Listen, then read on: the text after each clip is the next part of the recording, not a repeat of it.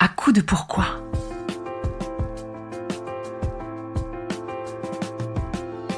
Écoutez bien. Ici, les spécialistes de la résilience, les survivants du cancer, vous raconter leur traversée, leurs chocs, leurs peurs, leurs espoirs et leurs choix face à cette maladie qui les transformera à tout jamais.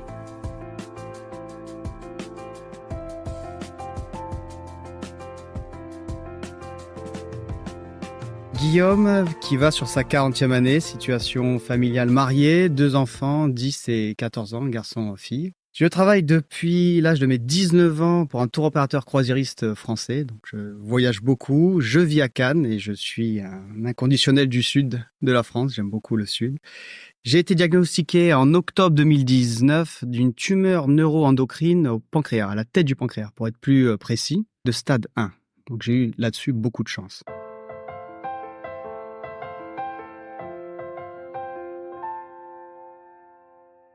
Bonjour Guillaume, merci d'être là. J'ai cru qu'on n'y arriverait jamais parce que c'est vrai que tu habites loin et on a fait plein de tentatives déjà pour enregistrer cet épisode. Et là, d'un seul coup, tout s'éclaire. Tu arrives à la gare à côté du studio. D'un seul coup, tout devient possible. Donc, je suis vraiment ravie de t'accueillir au micro d'À coup de pourquoi aujourd'hui. On va parler donc de ton histoire et on pourrait commencer par cette question. Comment ça va aujourd'hui, Guillaume? Écoute, ça va très bien et effectivement, tu vois, je crois beaucoup maintenant en la force de la vie du quotidien et tout s'est enchaîné superbement bien. 5 minutes de retard, gare de l'Est, c'est merveilleux. Merveilleux. Et je suis arrivé à 28 en bas. Nickel, pour 30 avec ta valise et tout. Non, tout va bien. Raconte-nous comment a démarré ton histoire avec la maladie. Raconte-nous l'annonce. Alors l'annonce a été un électrochoc. Ça s'est goupillé avant un mois en mer. Donc je travaille beaucoup sur des bateaux de croisière. Donc je navigue des fois sur des périodes assez longues. Et je devais partir un mois en mer et j'avais des douleurs abdominales assez intenses, enfin, étranges en tout cas. Je fais pas mal de sport et c'est vrai que j'avais jamais eu ce type de douleur. On venait d'acheter un appartement avec mon époux, j'avais travaillé avec mon beau-frère, on avait fait beaucoup de travaux et c'est vrai qu'on avait dégagé entre 2 et 3 tonnes de gravats. J'appelle mon médecin traitant, je lui dis écoute, j'ai des douleurs, je vais partir un mois en mer. Je sais que sur place c'est compliqué, même si on a un médecin de bord, c'est toujours délicat de faire appel à lui, sinon on débarque, enfin c'est toute une procédure, je te laisse imaginer quand tu es en mer pour réellement avoir un retour à terre dans les hôpitaux ou autres. Donc je lui dis écoute, si tu peux avoir une consultation, me regarder, on en parle. Il me dit oui viens, il me palpe, il me dit c'est musculaire. Toi, qu'est-ce que tu ressentais comme douleur? Ça faisait quoi? J'ai pas eu l'appendicite, mais l'idée c'était vraiment une contraction musculaire et que j'avais assez bien identifié parce que j'avais effectivement, je m'étais rien déchiré, mais une contraction vraiment musculaire au niveau des abdominaux. Tu montres là ton côté gauche, hein? Ouais, côté gauche. Et tu vas voir, ça n'a rien à voir. Il me dit, on fait une échographie de contrôle quand même pour être tranquille. Je fais une échographie de contrôle et là, à l'échographie, je vois les visages qui commencent un petit peu à blanchir. Première personne qui rentre, deuxième personne qui rentre. Chacun me fait son échographie. Une troisième personne qui me fait l'échographie. Il m'abandonne 5 minutes, mais qui, pour moi, c'était une éternité. Tous les 3 reviennent et me disent il faut absolument que vous contrôlez. Vous avez quelque chose qu'on n'arrive pas à identifier sur la tête du pancréas. Ils avaient ciblé la zone, la tête du pancréas. Alors là, s'enchaîne un raz-de-marée, c'est hallucinant parce que tu vas donc d'un oncologue à l'autre. Direct oncologue. Ouais. Ça veut dire qu'ils avaient quand même identifié quelque chose de cancéreux. Une masse. Pour eux, c'était une masse. Donc ils m'ont dit une masse, mais ils m'ont dit j'avais 34 ans. Ils m'ont dit attention, c'est pas bon quoi. Il y a quelque chose qui est pas bon. T'as rien au niveau des abdos, si ce n'est une contraction musculaire qui se résorbe en fait avec le temps. C'était un effort soutenu que j'avais fait.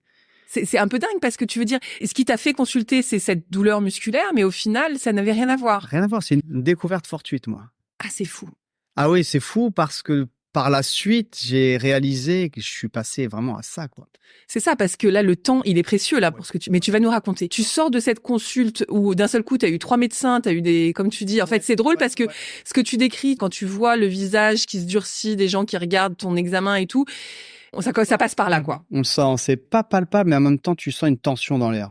Mais ils ont très bien réagi. Enfin, franchement, là-dessus, chacun a amené son diagnostic sans se parler, tu vois. Ça, j'ai compris chacun me demandait alors, est-ce que tu peux regarder, est-ce que tu peux toi aussi Et après, ils se sont concertés, ils sont venus vers moi. Donc les 3 étaient, entre guillemets, d'accord, sur la même longueur. Et là, j'ai eu la chance d'être pris en charge par une oncologue, une femme merveilleuse, une jeune oncologue, qui m'a tout de suite fait une batterie de tests, donc PET scan, je te laisse imaginer, échographie, enfin, on a vraiment poussé les analyses plus loin. Ça veut dire que tu n'es pas parti, t'as pas pris le bateau? J'ai pas pris le bateau parce qu'elle m'a mis en arrêt maladie. Suite aux imageries derrière, c'était pas bon, quoi. Et toi, qu'est-ce qui se passe quand tu sors de la première consulte et tu sais que c'est pas bon? 34 ans, tu maîtrises ta vie, tout va bien, Pas d'enfant encore? Si, déjà des enfants. Et c'est vrai que c'est pas que je n'y croyais pas, mais tant que tu n'as pas vu le chirurgien, moi, j'avais pas percuté sur, et même, quand on m'a expliqué l'opération que j'allais avoir, je réalisais pas la chose. Il y avait un détachement complet. Un déni, tu dirais, ou Un petit peu, ouais. On va faire ça va aller, ok, c'est une logique. Je m'étais enfermé dans une logique. Je me suis protégé, ça a avancé, enfin, ça monte crescendo, mais ça monte très vite. Et après, j'ai été déstabilisé, mais j'ai pas été déstabilisé tout de suite. Parce qu'on a avancé à tâtons, j'ai commencé à réaliser la gravité de la chose quand on m'a dit, donc à Mougins, j'étais pris en charge à Mougins. L'oncologue de Mougins qui me fait faire tous ces tests sur place, donc c'est une grande clinique, hein, quand même. Donc mais c'est pas à l'échelle, si tu veux, d'une grande ville comme Paris, donc c'est assez, tu peux dialoguer facilement avec les gens, ça reste à échelle humaine, entre guillemets. Elle me dit, écoute, nous ici, on va pas pouvoir te traiter. Sur Nice, peut-être pas. Le pôle, c'est Marseille. Donc avant ça, je fais 2 prélèvements, tu sais, par voie orale, sous anesthésie, 2 biopsies. La première rate complètement. Ils arrivent pas à me piquer, c'est pas bon. Enfin, ils arrivent pas à prélever assez, si tu veux. Donc deuxième biopsie, la deuxième biopsie se passe très mal parce que je fais une hémorragie en fait, un début d'hémorragie. Donc je me réveille, si tu veux, après la biopsie, j'étais assez bien, mais je vois le visage de la secrétaire quand je sors. Vous êtes blanc, monsieur, ça a pas l'air d'aller. Attendez, restez assis. Mon père était là, on prend la voiture, on part. Le lendemain, enfin tu vois, dans les 7, j'ai eu beaucoup de saignements. Enfin, j'étais vraiment pas bien. J'appelle l'oncologue, elle me dit vous saignez. Ça s'est mal passé hier, je préfère vous le dire. Voilà, bon, vous inquiétez pas, ça va se résorber, sauf si vous avez à nouveau des saignements, ce qui n'a pas été le cas. Et suite à ça, très rapidement, on m'envoie faire une 3e biopsie. Donc là, je pars sur Marseille. Ouais. Donc là, à Pointure, l'Institut Paoli Calmette. Voilà, je remercie tout le personnel là-bas. C'est là-bas que je vais être opéré. Et là, donc, je tombe sur une pointure, un médecin presque à la retraite qui me dit, t'inquiète pas, moi, on a tout ici. Et on a un service de réanimation. Si jamais tu saignes à nouveau, entre guillemets, parce que c'est très compliqué, le pancréas.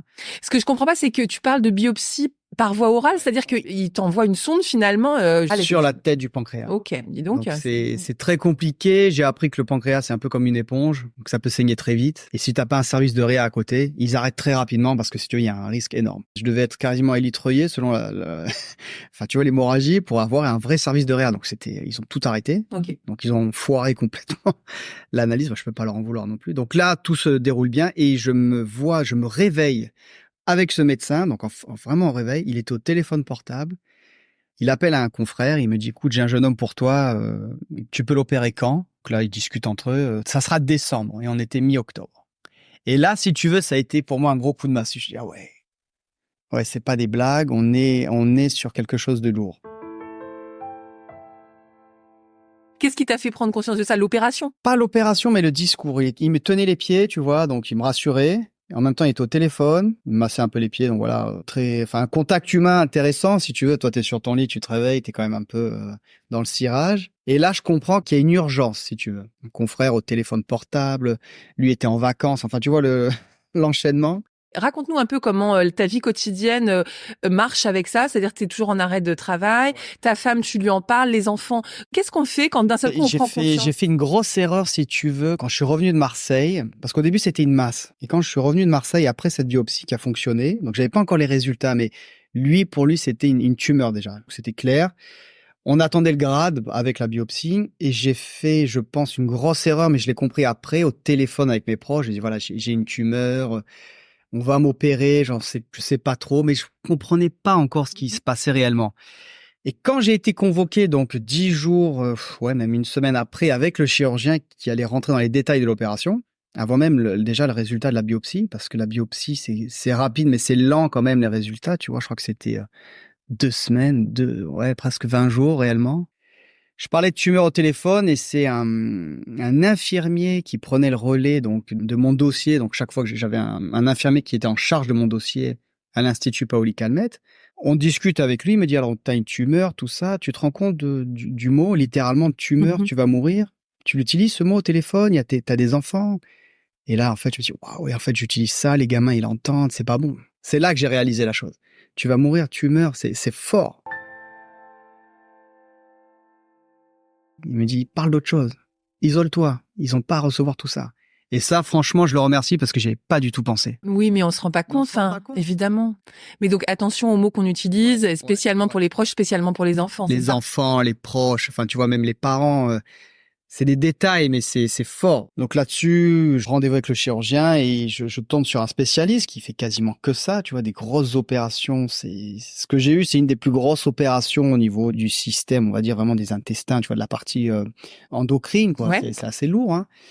Et je suis resté 3/4 d'heure avec lui. Il m'a expliqué l'opération. Il m'a dit, voilà, on a 2 possibilités. Moi, je vais engager au maximum cette possibilité donc d'opération. Ça s'appelle duodéno-pancréatectomie céphalique, DPC pour faire simple. On va avoir une RCP, donc une réunion pluridisciplinaire. Moi, je vais la mettre en avant. T'es jeune, on va éviter la chimio, la radio, tout ça, en fonction de la biopsie. Ça a été validé, donc j'ai eu un 2e rendez-vous avec lui. Et ça a été acté début décembre. Mais là aussi, quand il m'a expliqué, si tu veux, la chirurgie, il est pas rentré dans les détails de ce qu'il allait faire. Tu vois, j'ai eu des croquis, j'ai eu vraiment là-dessus, il a été, c'était clair ce que j'allais avoir. Mais je ne voulais pas savoir et connaître si le délai de réa, il te donne une tendance de la réanimation, ce que tu vas. Mais il m'a parlé de drain, tu vois, je voulais pas savoir par où ça passait, comment ça allait être, de son, tu vois, tout ça, Un peu flou. Ouais, mais je voulais pas rentrer dans les détails. Si je peux donner un conseil, si c'est un conseil, ne rentrez pas dans ces détails-là. Vous avez le temps après. Arrêtez d'aller sur Internet, tout ça, il faut pas. Il m'a vraiment mis en confiance. Par contre, lui, il faisait du sport aussi. Il m'a dit, prépare-toi, ton cerveau va être secoué, ton corps aussi, prépare-toi comme si tu allais avoir une épreuve sportive. Donc, il m'autorisait à m'entraîner. Je fais beaucoup de vélo de route, donc il m'a dit, voilà, évite la route, si t'es accidenté, enfin, si tu tombes, tu viens dans le plat, ça va être compliqué. Randonnée, natation, enfin des sports que je pratique souvent. Des sports doux. Voilà, doux, endurant. Et j'avais que ça, j'avais que cet objectif-là. Tu te sers de cet échappatoire. Ouais, si c'est ça, pour que ça se passe le mieux possible. Ouais, tu te prépares pas tous les en jours. arrivant cramé, tu vois, ça il avait dit aussi. N'arrive pas à exploser. Va pas au-dessus de ton niveau, quoi. Ça, c'est important aussi. Et je lui ai demandé, mais pourquoi vous m'avez arrêté? Pourquoi je dois arrêter le travail? Il m'a dit, mais tu te rends pas compte de ce que tu vas vivre. Le cerveau était à l'arrêt total. Pas de stress extérieur du travail. Il me dit, profite de ta famille. J'ai amené les gamins à l'école, tu vois. Alors, les journées sont longues, mais si tu les comptes par la lecture, t'essayes un petit peu de faire autre chose avec le sport, ça m'a beaucoup aidé. Ils ont fait exprès de te mettre à l'arrêt pour que tu prépares cette opération et que tu te prépares finalement au choc que tu allais recevoir. Choc, complètement. Ils savaient que ça allait être dur. C'est très dur et c'est vrai que ça, là-dessus, je le remercie énormément et t'as un infirmier référent, voilà. Ouais. Si t'as des questions avant, pendant l'opération, ça, c'est assez bien fait. Et il m'expliquait que certains arrivaient, ne pouvaient pas forcément s'arrêter ou ne voulaient pas s'arrêter ou ils étaient en arrêt, ils travaillaient quand même. Il me dit, on les récupère à la petite cuillère des fois et c'est très, très dur après. Parce que tu vas puiser, tu connais, mais bien sûr. Ouais, tu vas chercher loin après. Est-ce que tu en discutes par exemple avec ta femme, avec tes amis?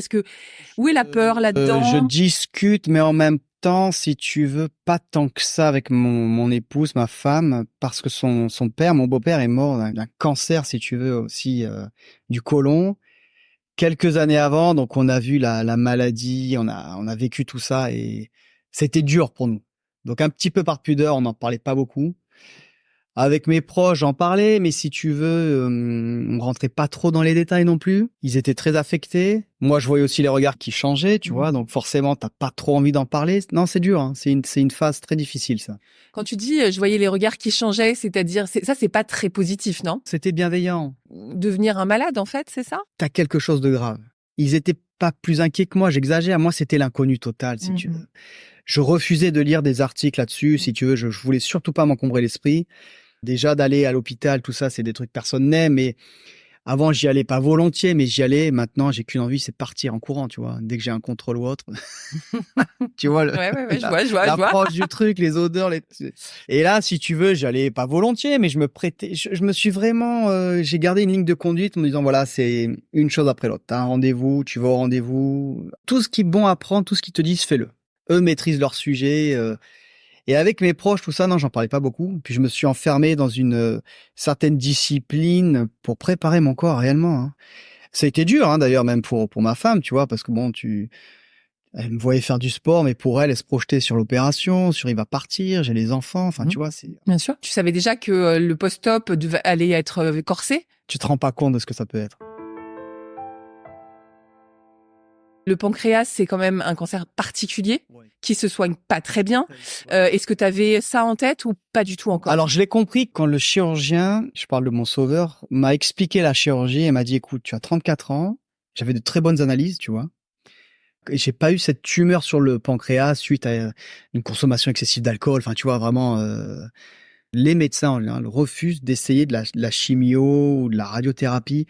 On part sur cette sur cette grosse intervention. On va t'enlever beaucoup de choses, mais derrière, tu vas gagner en longévité. Ils ont mis ça en avant, si tu veux. Sur quelque chose qui est, alors je n'avais pas de métastase non plus, mais tu l'analyses pas bien, ça. Tu comprends pas réellement ce truc. Quand est-ce que tu comprends?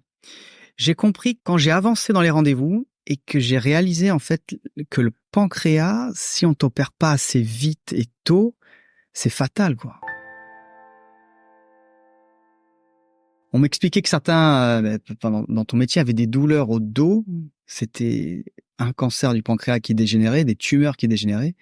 C'était trop tard, ils avaient des douleurs au dos et pas au pancréas. On le sent pas, le On le pancréas. sent pas du tout. Et il rigolait même quand je dis mais j'avais mal aux abdos. Il me dit mais ça n'a strictement rien à voir. Dans ton cas, on serait passé à côté. Waouh. On serait passé à côté. Tu fais du sport, t'as une bonne hygiène de vie, t'as 34 ans, c'est un coup à 40 ans, t'exploses en plein vol. Donc la bonne étoile un peu? Ah oui, clairement. Découverte fortuite. Ah oui, non. Et puis je crois en ça. Effectivement, ça a été une bonne. Oui. Deuxième chance, hein, une deuxième vie, moi. Parle-nous de cette chirurgie. Ça fait peur? Oui, parce qu'on parle d'une intervention. Pour te rassurer, ils te disent, tu vois, 5-6 heures d'intervention. J'ai eu, sur le compte rendu, j'ai eu 8h53 de durée d'intervention, quoi. Je suis rentré à 6 heures du matin, je suis revenu à moi, il était quasiment 20 heures, enfin, revenu à moi. Entendu des voix parler autour de moi, être dans ma chambre, tu vois, tu t'es en réa, tu dis, waouh, en fait, il y a toute la journée qui est passée, quoi. Et je me revois à 6 heures du matin en train de m'appareiller. Ouais, ça, c'était dur. Le choc de la réanimation, tu vois. Il faut se préparer, on n'est jamais assez prêt, mais à une hospitalisation qui peut être dure. Tu peux rien faire, évidemment, vu que t'es en réa, donc C'est une introspection, hein. Là, t'es avec toi, t'es seul et en même temps, t'es jamais seul très longtemps. Hyper surveillé. J'avais cette impression, je ne sais même pas, tu vois, avec la sédation, si réellement j'avais des phases de sommeil, si je dormais. J'avais tout le temps du monde. J'avais l'impression d'être un tableau, tu vois, dans un musée, qu'on venait consulter, qu'on venait voir sans arrêt. Mais en même temps, c'est très rassurant. Mais ce qui a été dur pour moi, qui adore le mouvement, c'était d'être sur mon lit. Tu vois, je suis pas épais, j'ai perdu quasiment 8 kilos, j'ai fait 9 jours de réanimation, mais j'étais lessivé. J'ai eu 4 jours d'épidural, enfin, péridurale forte. Je te laisse passer tous les chocs après qu'ils m'ont envoyé. Je pouvais m'administrer moi-même de la, ça y est, j'ai plus Morphine? de la morphine, mais j'étais en lévitation complète, hein. Ouais. Alors, j'ai réalisé une chose, c'est qu'on m'avait dit, prends des livres, tu verras, tu peux lire, écouter la radio. Moi qui aime bien la radio, tu pourras regarder des films, mais j'étais incapable de faire ça. Je supportais pas le bruit, je supportais pas les images, incapable de lire, si tu veux. Tu vois, il y a des moments où j'ai l'impression qu'il neigeait en permanence. J'ai l'impression avec ce qu'ils m'envoyaient comme antidouleur d'être à l'équerre, tu vois, en angle droit, alors que j'étais droit. Et j'étais pas là, non, vraiment. T'attends que ça passe. J'ai appris, si tu veux, à me concentrer sur ma respiration. Et j'ai eu droit à des cours de sophrologie, parce que bon, j'ai une très grosse laparatomie médiane, donc ça commence en gros du pubis jusqu'au sternum. Ils t'ont ouvert complètement? Ils m'ont ouvert complètement, donc ils font gonfler tout ça avec de l'air, ou de l'azote, je sais pas comment ils fonctionnent, donc tout ça se remet en place, mais j'avais beaucoup de mal à respirer, le diaphragme est secoué quand même. Et j'arrivais pas à respirer, j'étais sous oxygène, tu vois, je me dis c'est pas normal. Et tu réalises, si tu veux, le choc, il est arrivé pour moi quand tu vois les agrafes, quand tu vois les pansements, quand tu vois les sondes, quand tu vois les... Ouais, là tu te dis, ah ouais, on est dans le vif du sujet là. t'as tes poches, enfin, tu vois, t'es branché. Et là aussi, chaque fois qu'ils ouvrent la porte, ils ont beau avoir mon âge, ils savent tout ça. Ils ont les dossiers, si tu veux. Les soignants, quand ils rentrent, j'étais le plus jeune du service. Au niveau émotionnel, c'est fort de les voir comme ça. Toi, t'as qu'une envie, c'est de te barrer. Mais tu peux pas. J'avais des malabars, des gars, des anciens qui faisaient du rugby, qui me portaient pour me mettre debout, pour me passer au fauteuil. Je me dis, mais c'est pas possible, c'est pas aussi lourd, tu vois. Je fais 65, 66 kilos en poids constant, normal. Je voyais les gars arriver, là, on va à la toilette. Je me dis, mais c'est pas possible. C'est là que tu te rends compte, ouais, tu n'es plus maître de ton corps, que de ton esprit. Ça a été dur, mais je l'ai accepté. C'était vraiment une introspection avec moi et je me boostais là-dessus. Vas-y, on va y arriver. On va se mettre debout. C'est un concept, hein, parce que toi, tu es incapable de te mettre debout. Donc, ils te mettent, debout. Oui, ils te mettent debout, ils te passent assis. Genre verticalisé. Ouais, ça, au maximum, pour que tu vois, les organes reprennent leur place chaud, et tout. Ouais. C'est très chaud, ça. Puis tu tiens pas, tu t'aperçois que tu oublies le contact avec le sol. Ah oui, c'est allé loin, en fait. Ouais, ouais. Très loin, parce qu'après, j'ai fait une petite rechute. J'ai eu une très grosse hémorragie pendant l'opération, ce qui a fait des petits calculs de sang. Donc, 3 jours après, ils ont essayé de me faire reprendre l'alimentation. J'étais épuisé, mais je mastiquais à peine. Enfin, tu vois, j'arrivais pas à tenir ma cuillère. 1 heure après, j'ai eu de la fièvre. J'ai commencé à vomir beaucoup de sang. Donc là, je me dis, putain, ça va pas. Là, il se passe un truc, là. Et en fait, c'était rien de grave. Mais bon, je suis retourné au bloc, entre guillemets. Moi, ça a été un refus pour moi. Ils sont juste passés à nouveau par la bouche pour pomper, si tu veux, ce qu'ils ont pu. Et j'ai eu droit à la sonde nasogastrique. C'est affreux, ça. Pour pomper, si tu veux, le résidu qu'il y avait, ils envoyaient un petit peu d'eau.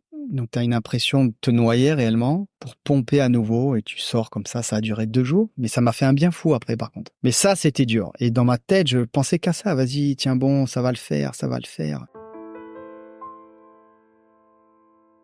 Et je refusais de retourner au bloc, si tu veux. Donc, quand ils m'ont proposé cette solution, de toute façon, t'as pas le choix, ils la valident. Ils m'ont dit, t'inquiète pas, il n'y aura pas d'opération, on va t'endormir, on retourne au bloc, mais juste on te rendort. Ils étaient transparents là-dessus. On va collecter tout ce qu'on peut par aspiration, ça va bien se passer. On te met la sonde avant quand même pour pomper tout ce qu'on peut et ça s'est très bien passé. Mais c'est 24 heures, t'es lessivé, quoi. Et à partir de là, ça commence à aller mieux. Ça allait mieux. Ouais. J'ai pu m'alimenter à nouveau, si tu veux, c'était plus obstrué. J'ai pu gagner ma place aussi en service oncologie traditionnel. Au bout du 8e jour, le chirurgien vient me voir, me dit, écoute, on a un souci en oncologie classique, ça dégénère, je pense que tu es capable de sortir. Peut-être que demain, si tu es d'accord, on échange. Je dis, ah oui, ok. Mais tu dis, ok, tu te rends pas compte aussi de l'après, de l'après-réa, parce que je marchais pas encore là. Là, j'avais juste eu une phase une marche de 5 pas, si tu veux. Et pour eux, ça avait été un petit peu un feu vert. Il y a une mobilisation qui se crée, ça y est, on avait arrêté une grosse partie d'antidouleur et j'étais quasiment plus branché. J'avais qu'une envie, c'était de sortir, j'ai accepté de quitter la réanimation. Mais tu quittes aussi un autre monde, là. Bien sûr. On trouve un autre. Bien sûr. Et là aussi, t'es pas prêt, tu vois. Tu te dis, c'est pas possible. Tu quittes un monde où on te laisse pas 5 minutes, je pense, réellement seul, à un autre monde où tu as un parlophone, t'es sur ton lit, on t'a expliqué comment te lever, c'est à toi de jouer maintenant. La marche est haute, non? La marche est très haute, si t'as un problème, faut aller, donc tu vis ce parlophone et tu dis, mais comment je vais y arriver, quoi? Donc, il y a quelqu'un qui vient pour la toilette et on te dit, il faut engager de la marche, tu auras un kiné, mais c'est toi aussi, c'est à toi de te bouger, en fait. Et ça, si tu veux, quand je suis arrivé dans ma chambre seul, je me suis effondré. J'ai réalisé que c'était à moi de jouer, là, si tu veux. J'avais rien fait encore, tu vois. Alors que j'avais fait énormément, mais oui. pour moi, j'avais rien fait. Et là, je suis parti bille en tête. Non, le jour même, ils m'ont fait marcher encore à nouveau pour m'expliquer comment marcher. Tu sais plus marcher. J'avais oublié le contact avec le sol. Et là, j'ai réalisé qu'il fallait une mobilisation extrême et je m'étais dit, il faut que tu marches 3 heures par jour. Il faut que tu te dégages 3 heures par jour. Et je l'ai fait. Mais crescendo, si tu veux, il y a un risque d'éventration, tu sais, énorme. Ah oui. Donc, il faut pas aller trop vite non plus.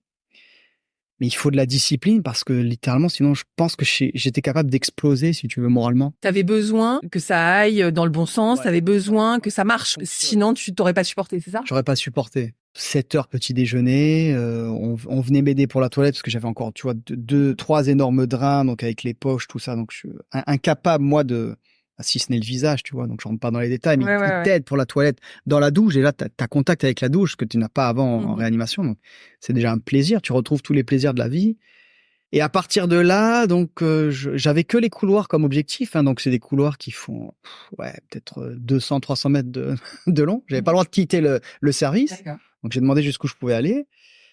C'est un peu la vulnérabilité aussi. Toi qui avais 34 ans, qui étais hyper sportif, je pense que dans ta tête, t'étais quelqu'un d'hyper fort. Et là, t'apprends ça, quoi. Bah, si tu veux, j'ai pris ça dans la tronche. T'es rien du tout, en fait. La vie s'arrête comme ça. Là, c'est une deuxième vie et je l'ai vraiment pris comme ça. Tu dois tout réapprendre. Je me dis, en fait, on t'apprend à marcher, là. T'en es là, quoi. Ça a été dur pour moi. Faut que tu l'acceptes. Et en même temps, t'as ce parlophone. Tu dis, si en cas de coup dur, j'ai besoin d'une urgence, limite, je vais me vautrer, je vais pas y arriver, quoi, tu vois. Et ça, la marche, mais t'es épuisé. Jour après jour, ça marche. Jour après jour, jour après jour. Et je remercie là aussi les médecins qui venaient me voir. Et les médecins, par contre, venaient me rencontrer quand j'étais en mouvement dans le couloir. J'étais d'égal à égal. Et ça m'a marqué. Et ça, je les remercie parce que j'étais plus sur mon lit. Parce que quand on rentre, qu'on vient de voir sur un lit, t'es vulnérable. Tu vois ton père qui rentre dans la chambre. Putain. Et c'est ça qui change la vie au final, de découvrir ça. Ah oui, oui. Ouais, ça te touche. C'est fort, ça. C'est plus pareil après. Raconte-nous un petit peu comment c'est allé mieux au fur et à mesure jusqu'au jour où on t'a dit maintenant c'est OK. Je voulais sortir pas le plus vite possible, mais le chirurgien m'a dit écoutez, vous allez sortir pour Noël, avec ou sans enfants, mais quand tu as des enfants et que tu te rapproches du jour J de Noël, avec tout ce qui est croyant ou pas croyant, d'être à l'hôpital pendant Noël, c'était terrible pour moi. Tu te raccroches à Noël, t'es là, t'es tout seul. Tu luttes tout seul, tu vois. Je dis, mais il faut que je me barre. Il faut que je sois à la maison. Noël, c'est à la maison. C'est avec la famille, avec les proches. Enfin, c'est important pour moi, Noël. Et c'est vrai qu'une fois, les médecins rigolaient, on parlait, on arrivait un petit peu à rigoler. Et ils me disent, mais qu'est-ce que vous faites tous les jours dans vos couloirs? C'est bien. Je dis, je prépare mon évasion. J'ai demandé si je pouvais, pas prendre de l'altitude, mais essayer les escaliers, tu vois. Parce que le kiné m'avait dit, ça c'est très bon, il faut que tu mobilises. Alors ils étaient pas pour parce que si tu veux, je me baladais énormément. Hein. J'étais vraiment Ils étaient pas contents. J'étais pas très content. J'avais envie de m'échapper. Je supportais plus les cris de douleur. Je supportais plus les conversations des personnes qui venaient voir les proches. Tu vois, tout ça, c'était comment tu vas aujourd'hui. C'est dingue, hein, mais ça me rendait fou, en fait. Et en 11 jours, le 23 décembre, dernière échographie de contrôle, je suis repassé à nouveau dans un scanner. Et à 11h, il me dit, tu sors. T'es fier de toi. T'es encore à l'ouest, hein. Ouais, c'est pas fini. C'est pas fini, là. C'est encore une autre étape parce que tu te confrontes au monde extérieur. Ouais. Et alors là, c'est une étape où encore maintenant, des fois, t'es encore en décalage. Tout va beaucoup trop vite, la vitesse. C'est des trucs que t'oublies, en fait. T'arrives chez toi, les proches te voient, alors ils sont débordants d'énergie, mais toi, t'es à plat, en fait. Et là aussi, t'as le regard. Enfin, ma femme était venue, donc elle m'avait vu en hospitalisation, mais les enfants, tu vois, ma fille, j'étais un étranger, tu vois. Ah ouais. Je pouvais plus la porter. Ah, papa, il est maigre, t'as ce teint de l'hôpital, t'es là, mais toi, tu dis, moi, c'est Noël, faut se faire violence. Le lendemain matin, les cadeaux, tu sais même pas, tu vois, T'as rien fait. T'as rien fait, t'es content, c'est toi le cadeau, tu vois, mais en même temps, t'as les proches qui viennent te voir, t'es super content, mais très fatigué. Et ça, c'était dur parce que, tu vois, je m'isolais, tu manges, mais c'est un tel effort. Et ça a été comme ça jusqu'au, alors, tu vois, décembre, janvier, février. Mi-février, je reprends le travail. Waouh, ah ouais. Mi-février, je reprends le travail. Et après, j'ai travaillé même pas un mois et le Covid est arrivé. À l'arrêt de nouveau. C'était peut-être un peu aidant, non, pour toi, quand même. Ouais. Mais par rapport à la maladie du cancer, c'est table rase, quoi. C'est fini. C'est ça. On te dit ça ou pas? Moi, dans ma tête, c'était fini. Parce que tu pars sur sur un suivi tous les 6 mois. Et d'ailleurs, j'ai un refus total. Moi, je pars de tumeur, tu vois. On a à peine abordé le cancer, parce que c'est tumeur grade 1. Et je refuse totalement de parler de cancer, tu vois. Moi, c'est un refus total. C'est une tumeur. Grade 1, je l'ai identifié, on va l'enlever. Stop. Après, attention, j'avais l'épée de Damoclès et je l'ai encore. Là, maintenant, ça fait 5 ans, donc je vais avoir un suivi tous les ans. Ouais. Et j'avoue, chaque fois que je vais faire ma prise de sang et que je fais faire mon scanner de contrôle, ouais, j'ai la boule au ventre, clairement. Et j'en profite aussi pour remercier des personnes que je ne verrai jamais, ceux qui ont fait don de leur sang parce que j'ai été transfusé, tu vois. Et ça, c'est quelque chose que j'ai compris. Je me suis dit, il faut que tu te battes pour ces personnes-là, tu vois. Tu vois, même en parlant, ça me fait quelque chose. Et ça, je me dis, tu peux pas lâcher pour eux. Ça, c'est quelque chose de fort. De me dire, en fait, je suis là, mais avec d'autres personnes, tu vois. Bien sûr, c'est tout un Processus interne. process qui fait que tu es là et que tu vas bien. Ouais, complètement. Est-ce que tu mets un sens à cette épreuve? Est-ce que ça t'a transformé, ça? Oui, ça te transforme parce que si tu veux, je me suis dit, écoute, vaut mieux que ça t'arrive, tu vois, j'ai des enfants, vaut mieux que ça t'arrive à toi qu'à tes gamins, qu'à d'autres enfants. T'es un adulte, t'as déjà vécu une partie de ta vie. Sur un enfant, c'est terrible. Donc, tu te demandes pas trop pourquoi moi. Enfin, faut surtout pas rentrer là-dedans. Même le chirurgien m'a dit, évite ça. Faut pas le comprendre. Par contre, on va faire des tests au niveau, si tu veux, de la famille. On va essayer de se renseigner, des tests génétiques. Et ça a été très dur pour moi et en même temps salvateur parce que mes enfants n'ont rien. Donc, il y a que moi, ma sœur n'a rien, mes parents n'ont rien. Donc ça, c'était, au-delà de l'opération salvatrice, je me suis dit, OK, je suis le seul, tu vois. C'était ça, surtout. J'ai dit, écoute, t'es adulte, c'est pas une chance, mais si on a mis ça sur ton chemin, c'est que peut-être t'es capable de le faire, en fait. Bah, la preuve. Est-ce que tu te sens différent maintenant? Et qu'est-ce que ça oui, t'a appris au oui, final? oui. Ça m'a appris, de profiter de la vie de tous les jours, même si tu le dis avant, c'est autrement, tu vois. Tu vois un lever de soleil, tu dis, c'est peut-être mon dernier, il est super, celui-là. Tu vois tes enfants, tu vois ta femme, tes proches. Les petites choses de la vie et d'être présent pleinement. Tu vois, de moins courir, de profiter, mais simplement, pas en faisant des choses extraordinaires. D'être avec toi aussi, présent, là. Arrête de te projeter sur des choses dans 1 heure, 2 heures. J'ai beaucoup de mal à me projeter maintenant, tu vois. Tu me parles, dans 3 ans, je ferai ça. Ouah, t'as de la chance de voir dans 3 ans, toi. T'apprends à vivre au coup par coup, là. La vie, on va aller trop vite. Beaucoup trop vite. Ça apprend ça.